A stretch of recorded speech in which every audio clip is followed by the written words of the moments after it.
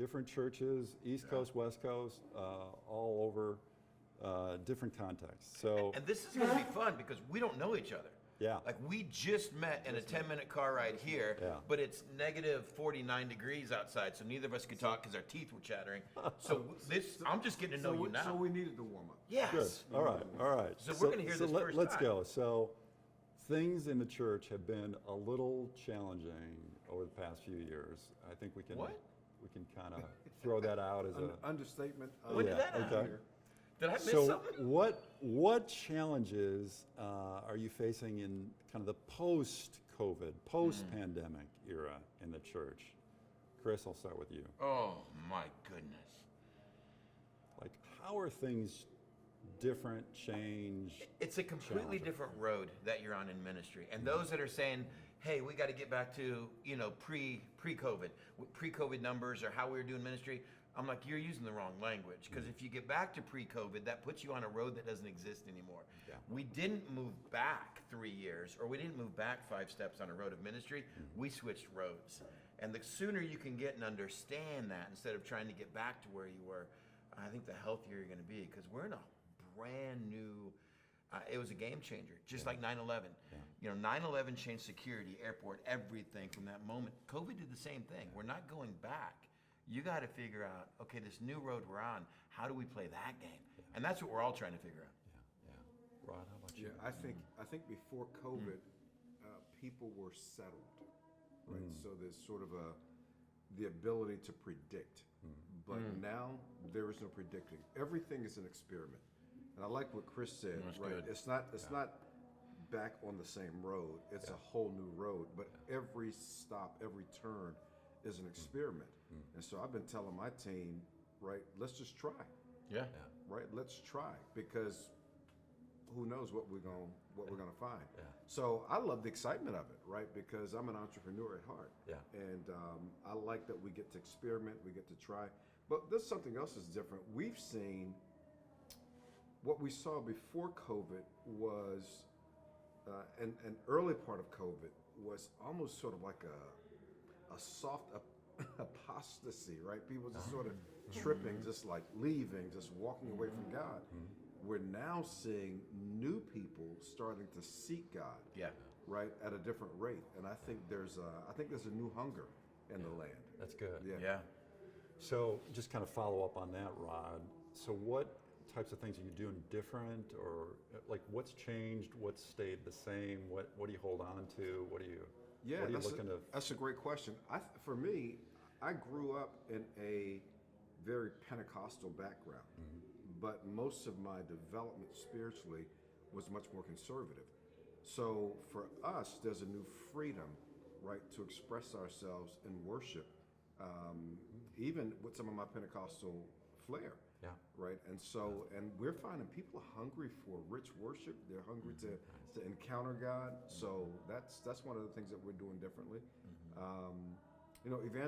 Evangelism and discipleship are different, but they're not new, of course, right? Yeah. And so we're really trying to encourage our people to be about reaching their friends, right? That's not new, but I think there's a refocus on it. Yeah.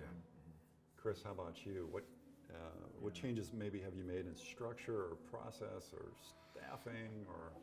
Yeah, how you staffing, approach ministry, both just seeing the online that's our church. Yeah. That just, we're a multi-site, multi-campuses, and we treat online as a campus. These aren't people, well, they'll probably be coming back, or we got to get these people back to church. They're in church. And you look at the shifts and trends that happened when it came to shopping online, movies. Last I looked, it was about 2 months ago, but only 49% of those that watch movies before COVID have gone back to the movie theater. 49% is all they're getting back. Wow. So people think, well, church, people are staying at home and it's not really church. I go, no. We're in a new era. People are doing that for everything. I just clicked on because the amount of Amazon packages showing up at my house, and I was tracking an order, and I didn't realize you could track for months and years. So I looked at the last year. We had 318 boxes delivered to our house. So I've also found the leak in the bank account and the budget. But I have a 21-year-old, a 20-year-old, a 17-year-old, my wife. We don't go shop for anything except for some groceries, and a lot of people aren't doing that anymore. Everything's coming to the house. The amount of things I've ordered in the last 2 months that showed up that day boggles me. Yep. Wow. Yep. Boggles me. I ordered 2 hours ago, and there's a knock at the door, and I was like, I couldn't have run around town and found it in that time. right. And so really making sure church is that way. We've changed staffing, which is you would never have a campus without a staff on it. So we've added some staffing on that. And the other thing for me, I've never said this out loud, but it's just us leaders. I'm gonna do it. I'm not cynical, but I'm much more guarded now because I realize there's no such thing as brand loyalty when it comes to your church. We saw people that have been in our church for 20 years. You know, they fell in love at our church, they got married in our church, had kids, baptized their kids in our church. And the moment you didn't say or did say something against their political platform or their ideology, they're gone. And they're gone with a letter telling you why you're Satan. And I'm like, do you know how many hours we poured into your kids and youth ministry or your marriage? And I realized, because I used to think, man, these people are diehard North Coast. Man, these people, you'd hit them with the 2x4 every weekend. They're like, see you next weekend, Pastor. For a lot of families, you mention or didn't mention what they thought you should have as a pastor, and it's gone immediately. And so I've guarded my heart and just go, man, I love these people, but Chris, don't ever be surprised when you get the email and they're gone, no matter how long they've been here. So you better, I think more than ever, pastors have got to know, what is my pulpit for? And I'm fine if your church is incredibly political. I think we need political churches. I'm fine if your church is like, oh, we are as missional in this day and age. And you'd better know what it's for, and you better be clear about it. And you better tell people at your welcome dessert before they want to leave and have friends. So we do it right up front. Let me tell you 5 reasons why you're going to leave North Coast. And you need to know it right now at our welcome desserts. And I'm like, go now, because I don't know you, I don't like you, you don't like me, it's easy. But if you do this a year from now, you're going to have friends, I'm going to like you, I'm going to be hurt by your email, shoo. So those are things that for me it changed just my heart and garden. So. Wow, big change. Let me try to kind of narrow this down a little bit to ministry of men. So these changes have impacted how we reach men, how we organize men, how we do ministry to men. I'm wondering, in your churches, what are you seeing in kind of your men, their context and what they're facing, their challenges, and how we can kind of connect with them as leaders in ministry to men? Yeah, Rod? I'm finding men are slowly re-emerging. Okay. I think men took a bigger hit than anybody's so talking interesting. about. Yeah. I think they took a bigger hit than anybody's talking about. I think the loneliness. I think the things were so unpredictable for men. You know, we like to know what we're getting into, right? We want to get up in the morning, we want to shave, we're going to work, right? I think a lot of men struggled emotionally through the pandemic, but we don't talk about that. And so, so we're engaging them in that regard, right? Emotional health, physical health, right? Because they go together. And I'm finding that men are much more open to that conversation than they were before. So ministry to men becomes more emotional health, care needs, those types of things that are traditionally not part of a men's ministry, right? Yeah, I think, you know, I think COVID sort of accentuated the insecurities that a lot of men carry, right? So the job challenges, they're having to navigate new platforms, right, to connect with people. Again, I mentioned the loneliness, the tensions in the marriages at home. All this conflict that Chris mentioned, also all the divisiveness, all the disunity. How to reach men in that condition, in that situation, how to come around them and let them know that they can communicate with the other side, they can be in community with the other side. Absolutely. And how to reflect Jesus in that. Yeah, and you know, because I think for so long we sort of rah-rahed men and told them, hey, let's go, let's get this done, right? I think just like our millennials and Gen Zers are kind of tired of the assumptions made about them and what they should do, I think men are in that place too. Like, hey, we're over here too, right? We have some needs too. And they're not screaming them. Right, but they're whispering them, in my experience, right, at a level that they just want to kind of test the waters. Like, is anybody hearing me over here? That's good. Chris, how about in your context, what are you seeing with ministry men in California and online? And Yeah. everything that you're doing. No, I just echo that. Yeah. I think as men, we're amazing at just having this facade, and we can mask everything. And part of it is the generations that brought us up, for the GI generation. Yeah. Part of it is just as men, we're not very open with emotions, and so we can hide and cover the things that are either lacking or breaking. And that was all stripped away. The things that we used to, put as a facade. So. The last survey I saw, the average American man has 0.7 best friends, as far as someone that you can 0.7. share real issues with. Wow. And I go, as men, we can't even come up with a whole best friend. We're at 0.7, and yet I go, I get it. I'm a guy that's got 1,000 acquaintances, 1,000 friends, but as far as who do I sit and bare my soul with? Next question. Wow. And so, and then we're real good at our marriages. They need work, but we can just. Hey, we're going out to eat, we're entertaining, kids have got events, and we just mask that as well. Yeah. When all that was stripped away and we couldn't have poker nights, we didn't have games to watch, we didn't have events to go to, I didn't have movies, the restaurants were closed. I'm faced looking at somebody, and I know our marriage has been broken for years, and now that's all we have. Man, this ain't good. Yeah. And I'm left with, well, who do I talk to and who do I share with? I don't. I keep busy in life.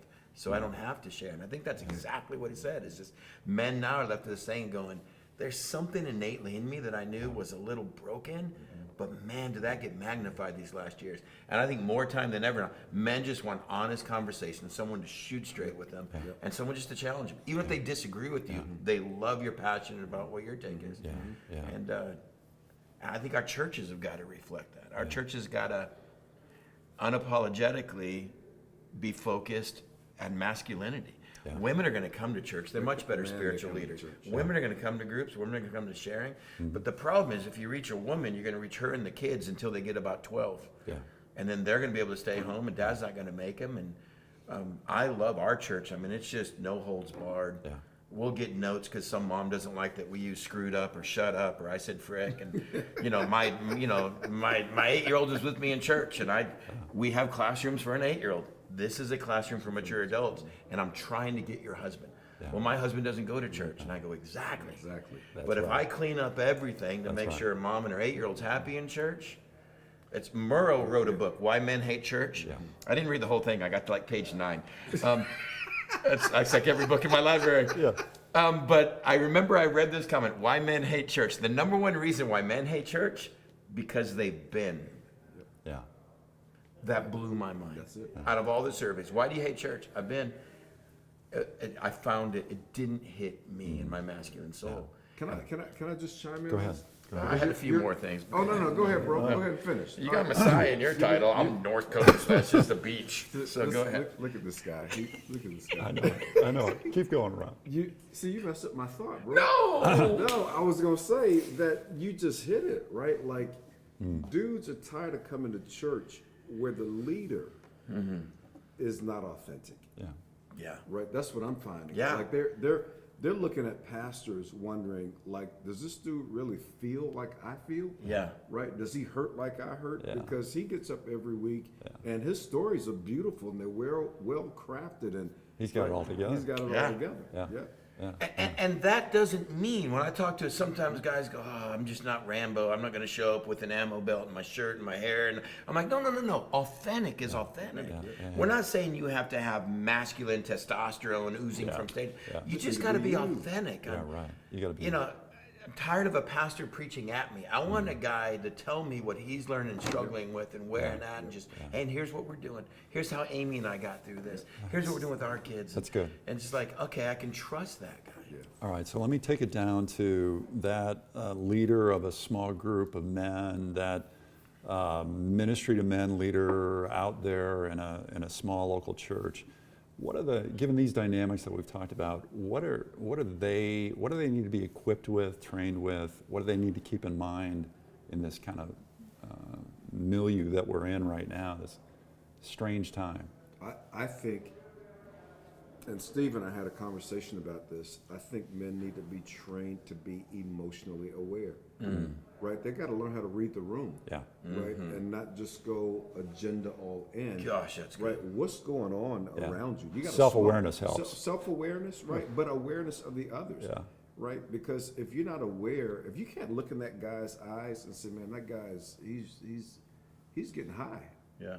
right? Yeah. If you can't smell the guy who came in for the last 3 weeks, and this small group is at 7, and he's already had 3 glasses of wine, right? If you can't catch that and say, hey man, you good, right? What's going on, right? It's the awareness, right? And it's the emotional awareness, because again, this is an era where it's okay to emote and to say I'm not okay. Yeah. Right, but if you're a small group leader and you're not clued in on that, then you're gonna miss it.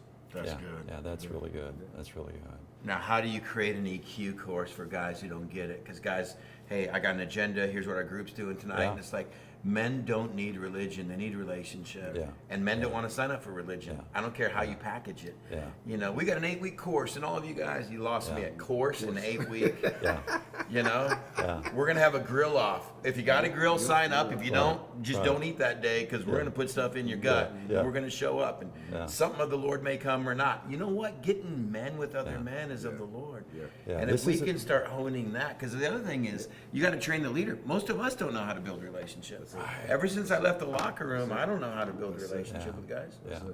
It's a new era for leaders of men, ministry leaders in the church, where we need to have an EQ, not just planning events, not just putting together big things, organizing. We need to actually listen. We need to be aware. We need to be aware of ourselves. We need to be pouring into men at an emotional and a personal level, getting real with them. Yeah. I got a call from a guy yesterday. I created a mentoring group for guys in their late 20s, right? So they're in transition. They're no longer in college, right? They haven't hit their 30s where they've kind of gotten clear about this is my pursuit. So they're in between. Yeah. And the guy called me. He was a mess. He said, I got the best news of my life today, and I got the worst news of my life today. And he was, you could hear him shaking. Yeah. Really. Literally shaking, just shaking in his voice, shaking in his body. And I said, what's going on? He said, well, my wife is pregnant. And we just saw, I said, I saw you Sunday. You said, Pastor, pray for me because we want to get pregnant. I'm like, great, that's great news. I said, what's the other side? He said, I lost my job today. Oh. He says, and I don't know what to do. Yeah. What do I do? I'm 400, 800 miles away, whatever. I said, man, talk to me. Tell me what you're feeling. He said, I'm scared as hell. Yeah. I said, I don't know what I'm gonna do. Yeah. And that's where that engagement has to go. Like, man, tell me what are you feeling? What are you processing right now? Yeah. Man, let him talk. Just let him talk. If a man can't tell you that he's scared as hell, then you don't have a relationship with him.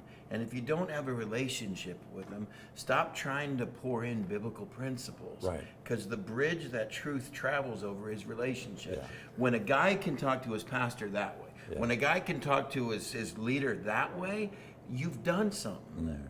And then you go, okay, I'm not taking you through 7 steps of masculinity, according. And then you're just like, hey, buddy, let's talk about it. And here's where your faith. You've always believed in God, but here's where your faith's going to come real. And let me promise what I've seen of this God you're about to lean into. Yeah. And see, that's where it happens. And that's, man, when that conversation happens, whatever we've been doing in the circle is right. Right. But until you can get those relationships, you should probably stop doing what you're doing in the circle and just work on relationships. Amen. Amen. Okay, let me try to kind of turn us a little bit more towards kind of We your, don't want to turn, bro. your personal. You want to keep going? People have been trying to turn me for many, many years. I gotta- So if you can do it in an interview, you're going to get a bunch of emails from my church. Thank you. So, what parts of Scripture, what leaders, what books, what discoveries are you guys making these days that have really got you fired up? That are really exciting, and you want to maybe share it to our audience, Rod? I keep coming back to this because it's been such a big part of the journey for me these last 3 years. We went through a brutal exodus in our church just before COVID hit. Let me tell you something. I was so happy for COVID. Dude, I didn't want nobody to die, but I was like, man, I get to rest. I can be home. I can preach one sermon online, and I don't have to deal with some of these assholes. Excuse me, I'm sorry, y'all. We're friends. We just said it. We're friends. They're going to edit that that'll out. be out of- Who come to church, right, and smile in your face, and they got all kinds of other crazy agendas. So anyway, but that took me on a journey of having to learn how to deal with my own anxiety. So it's not a book so much for me as it is the coaches that I've embraced, right, to help me become aware of my own blind spots and emotional holes. Wow. So for this last 3 years, man, it's been a journey. I'm free. I mean, it's been amazing to me. So the whole getting the right coaching resources around me has been huge. So that is so key. Here you are. You've been in ministry for I don't know how many years. So our church is 17 and a half years old. You've been around for a long time, and you're still looking for a coach. Yeah, oh yeah. Yeah. Oh yeah, absolutely. Okay. You're still looking for a mentor. You're still looking for somebody to pour into you. Absolutely. Different seasons, different needs. Yeah, that's good. Yeah. Think about this though, because you answered that question, or you questioned his answer out of a masculine, like, whoa, you need a coach? Man, you're a grown man and you've been doing this for a while. But guys, all of us realize this. Who in our culture has the most professional coaches and the highest paid coaches? Right. Professional athletes. Yep. Your professional athletes have the best coaches and usually multiple. You get someone that's at the top of their game, they got 4 or 5 coaches that are working with them. Absolutely. And we got to understand that. It's not like, oh, I'm beyond coaching. You know, I had one when I was 17, but I got that straightened out. Okay, then you haven't grown. You know, the best thing you do, I learned with a coach. Right? This question scared me because when you're like, what are you reading or what leaders? And I'm like, you lost me at reading. And leaders, like people always want to come and talk about celebrity pastors or leaders. And I'm like, I don't know that name. I don't know. I don't follow anybody. Okay. None. Dude, I like you, bro. I was paralyzed, but I was a campus pastor at a university talking about a fish out of water. I'm an academia, and I'm a youth pastor in an academic world, and it's just, I mean, no one's ever listened to me and walked away and said, man, that guy's a scholar. It's never been said. Many people walked away and said, I don't know if he went to school. And I'm like, I'll take that. So it was weird. And I remember being in the president's dining room when the president said, leaders are readers. And if you're not reading, you're not leading. And I didn't have the guts because I was 32 years old at that time to go, then I've never been a leader. But I knew it. He said something in my heart, and I knew I'm a poser. I'm an imposter. But I look at my track record and go, man, God's doing stuff. I don't read. Wow. And it's hard to pull thought out of text for me. Now, when I started learning, what have I learned? I had a coach kick my butt most of my life. I've got a cohort of guys in the area, same size church, same likes. We meet together. Man, do we whiteboard stuff? Do we jump into stuff? What I do with our team, you know, as far as leaning in and learning together, here's what I say. Learners are leaders. Now, you don't have to read to learn. That's good. Where are you learning? Audiobooks are phenomenal. Things I listen to, podcasts, long form podcast, I love.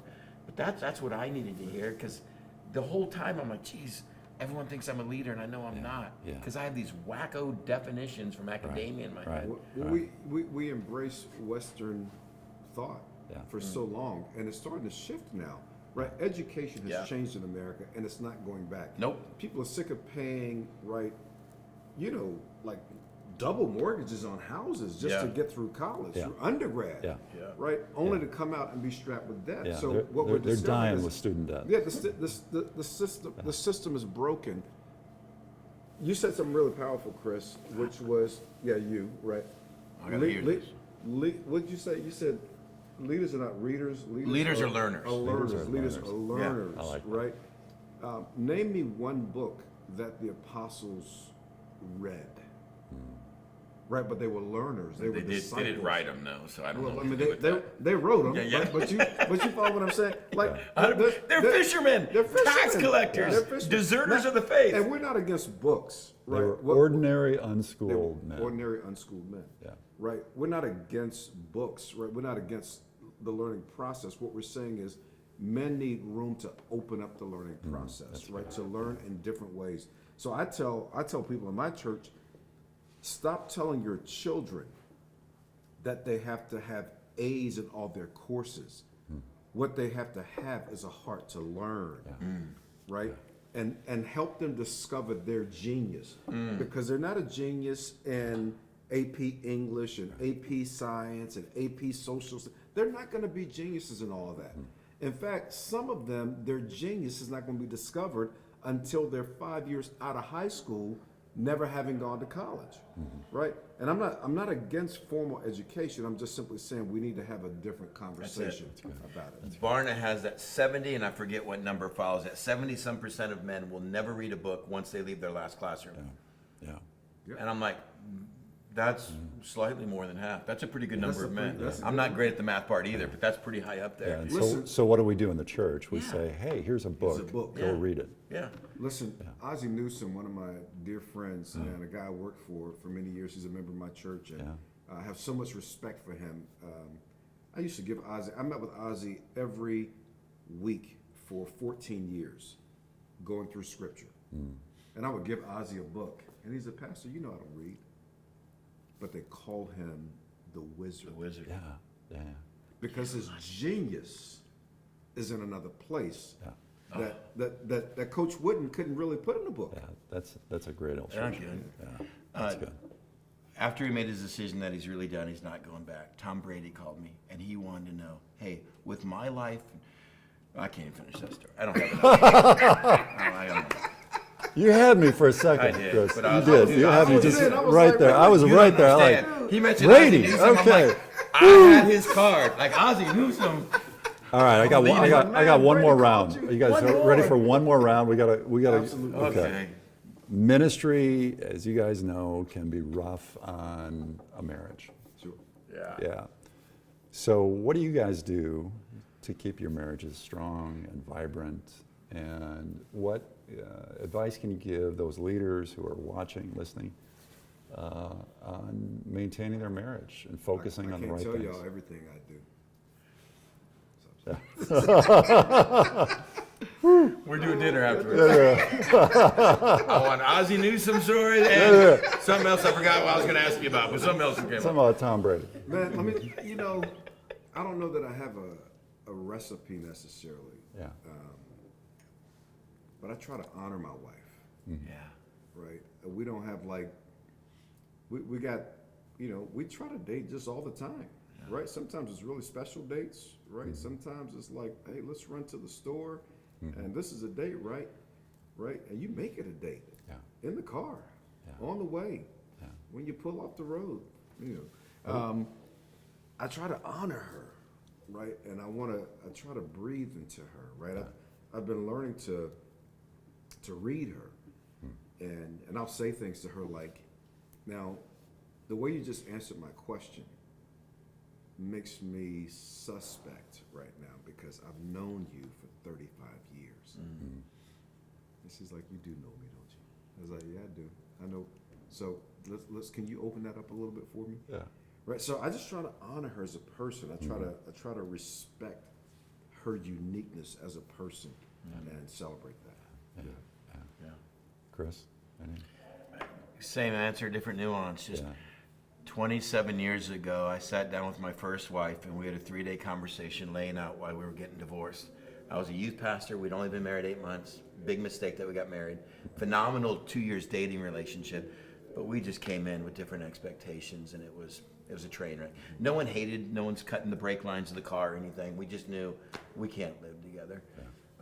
We just weren't meant to be, and that changed everything then about my second marriage on how we're going to do it. Okay. Now, thank God, my second marriage is still to the woman that was in my first marriage.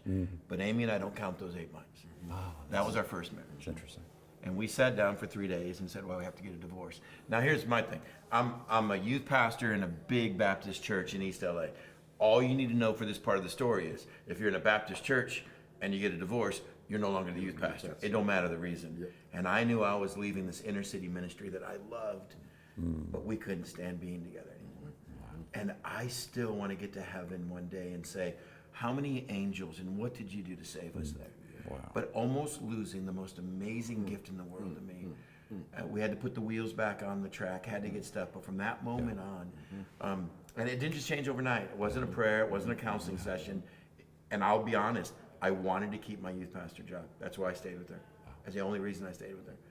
But we realized we're going to live miserably, or let's at least start doing things to like each other. Yeah. What are the 3 things that I would do that would make this livable? And I really pretty much had one thing I wanted her to do that would make it livable. We'll talk later. And how can we start doing that? And I tell you, man, over the next few months and then year, and now it's been 27 years, Oh, praise God. being married to Amy is the hardest thing I've ever done in my life. And it has the greatest payoff, the greatest reward. I love running home to that woman. Yeah, man. Wow. I don't like being gone anymore, and I'm not that kind of guy. I'm not a loving guy. But man, has it paid off. But it was making that a priority. Wow. I did it for the wrong reasons. I got to stay with you because I love these inner city kids that I'm working with. Yeah. So I'm going to start working on what I do to stay with you, Yeah. just so I can keep my job. And little did I know that was the secret to Ephesians 5. Submit to one another. I started submitting and meeting her expectations. She started meeting mine. I'm like, this wasn't bad. Yeah. And it's like, it's okay. And then it's like, I'll leave any ministry for this chick. Yeah. And I love that my girlfriend's my wife, but if you're not intentional, you're dead. Everything in this life is set up to hurt your marriage. Everything in this life is set up to detract a man from that love, from that lust, from the image of his wife. Everything. So if you're not working hard against it, you're losing the battle. And I think that's what COVID showed. We took away all the things I could go, all the entertainment, all the things I could mesmerize myself, and now I'm looking at her going, how many months are we staying together? And it showed the cracks in marriages. Yeah. Yeah. And that's where my kids were older, so that's different. If I had to stay home with little kids and we had to watch Frozen 10 times a day, COVID would have been terrible. But my kids were teenagers. When as long as you can be earthy, I'll be a little earthy. We sat and said, all right, mandatory. I mean, you had Emperor Newsom in California. They shut down the state. Like you go outside and there's red dots on you. You're like, I'm back in. And so sat down with the kids and said, well, it's mandatory. We got to stay inside for a couple of weeks. What do we do? And movie night. And I'm like, how do we pick movies? And I'm like, look, I'm going to show you one. You're going to start Dad's favorite, so at least I get one in here, John Wick. Well, we watched John Wick 1, 2, 3, then we did all the Bourne Identity, and I'm like, if this is COVID with, grown teenagers, Not bad. Yeah. I had the time of my life. that's I didn't realize how much I just needed to breathe. Yeah. Now, I know that's because of where our marriage was and the age of my kids. It's not for everybody. Yeah. But that was also proof of, man, if we worked hard in our marriage, that I'll be shut in with you for weeks, babe. Yeah. Wow. We, if I can say this, we want marriage as men. Yeah. We don't know that marriage requires intimacy. And we mistake intimacy for sexual pleasure. Yep. Yeah. And the two are not necessarily always the same. All right. And if you prize intimacy with your wife, she'll always know it. I don't care what you're doing in ministry, right? Because if she knows you want to be close to her, she's good, Yeah. right? But if she feels like you want to be close to everything else, including your ministry. So I told my church years ago, early on, I said, listen, this was good before I got here. This is going to be good when I leave. If you mess with her, Yep. you got a problem. Yep. It's at the table. My church has loved, Oh. right, the marriage that they get Yeah. because we prioritize one another. And it's that pursuit of intimacy. It's what we both want. I will fake intimacy to get sexual pleasure.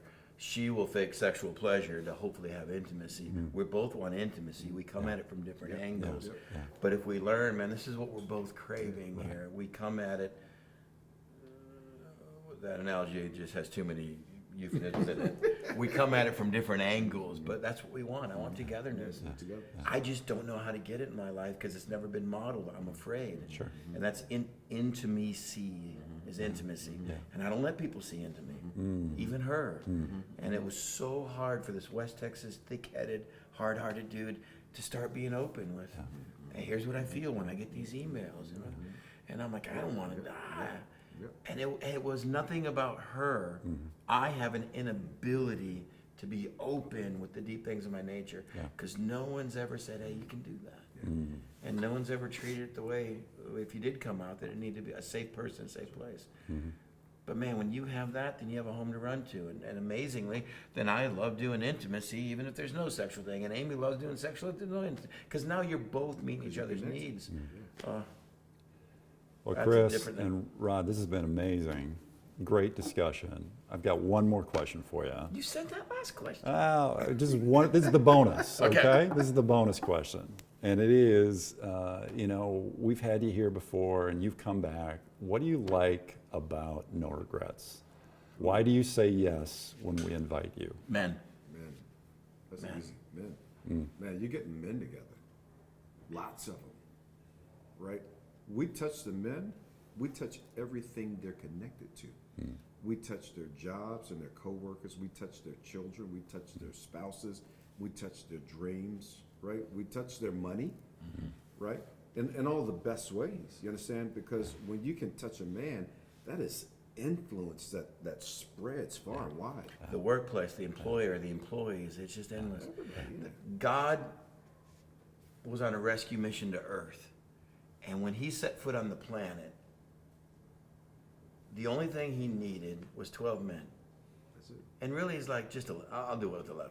Yeah. We can get rid of that guy. With 11. That was the tools, that was the resources. And he lived in relationship with these men until they caught it.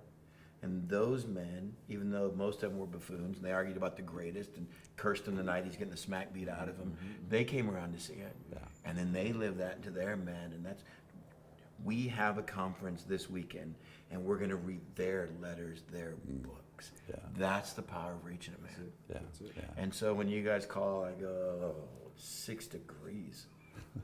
I'm from San Diego. It's 6 degrees in Milwaukee. And I'm like, a bad time of year for me. We have stuff at our church, but I'm like, that many men? Yeah. I appreciate you guys, both of you guys. Thank you so much for coming. I'm honored. I can't wait for your message tomorrow. Both you guys, thank you. Rod, Chris. Thanks so much, All man. right. Thank you, man. All right, This very is good. this is a huge honor. Absolutely. This is humble. Yeah. I mean, I go, really? I can't speak for you, but a clown like me gets to do this? Dude. Just because he's giving me a gift. I got one gift. I'm a storyteller. That's it. And he's like, oh, I'll let you use it. That's it? Oh my gosh, if the guys from school could see me now and just go, there's got to be a God. Look at Brown. Look at Brown.